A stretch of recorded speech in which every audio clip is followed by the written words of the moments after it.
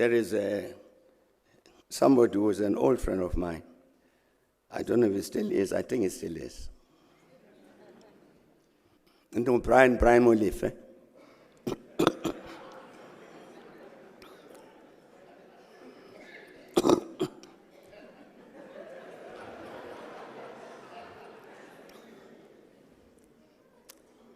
You know, Brian gets appointed to head ESCOM in 2014, April or thereabouts. And by August 2018, they had finished with the load shedding. Again, all of us who are old enough will remember that.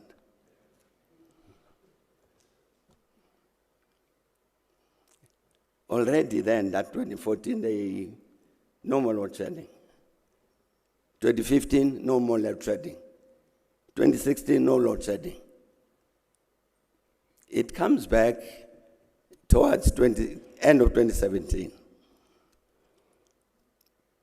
And all what they did, Brian and his colleagues, was to maintain the equipment properly.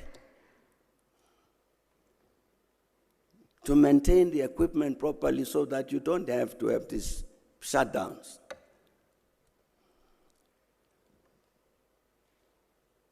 Now, if you ask anybody, what did Brian and the others do in 2014, such that for so many years there was no load shedding? They'll find all manner of reasons. Instead of looking at this one, to maintain, to repair, to do whatever. And indeed, for so many years, there was no load shedding. He left. After a little while, it came back. So I say, it was very correct of Brian Molefe to say, I've been brought from there to here to deal with this matter of load shedding. Let's look at it seriously and act on it, which they did with positive results. So by the time this load shedding comes back in 2017, 2018, you must be able to guess why. It's because you got new people who don't behave in the way that Brian Molefe behaved. Why? I think it's deliberate.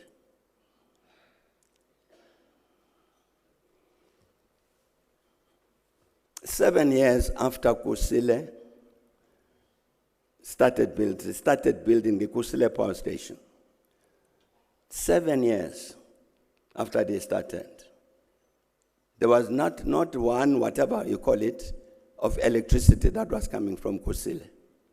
After 7 years, nothing. What ESCOM did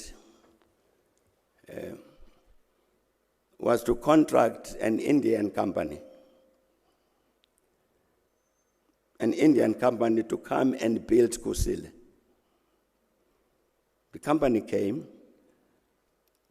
and built Kusile Unit Number 1 in a much shorter period than was expected. And Kusile Power Unit Number 1, there it is, generating electricity.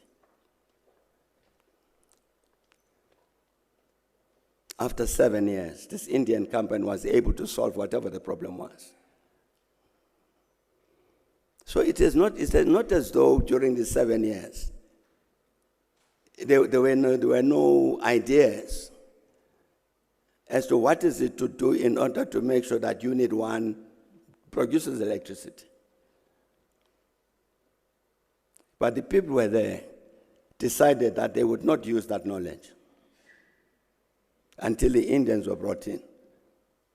We used that knowledge, and in no time, Unit 1 was working. And then there's a strange thing that happens. So the Indians are expecting that their contract will be extended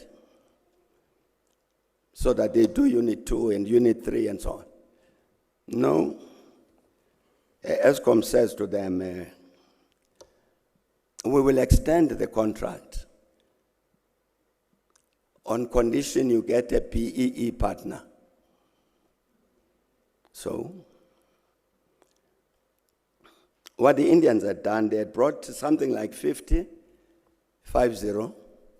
engineers and technicians from India to do this power station. So, of course, they say to ESCOM, we don't understand what you mean by this black economic empowerment. But for instance, if you have some black engineers to join ours, so maybe that. No, we don't have people like that. And they were training 150. As they were working on that Kusile thing and Mitupi, they were training 150 people. But because they couldn't agree on this PEE thing, they terminated the contract of the Indians. So Indians went home. Kusile is still not finished to this day. I'm saying it's deliberate. It's people who have wanted to produce this electricity crisis in the same way that they wanted to produce a revenue crisis by the destruction of SARS. You look at all of the state institutions. Look at Transnet. Look at what's happened to the police service. Look at the prosecution. All of these things going wrong systematically. Is it an accident? It's not.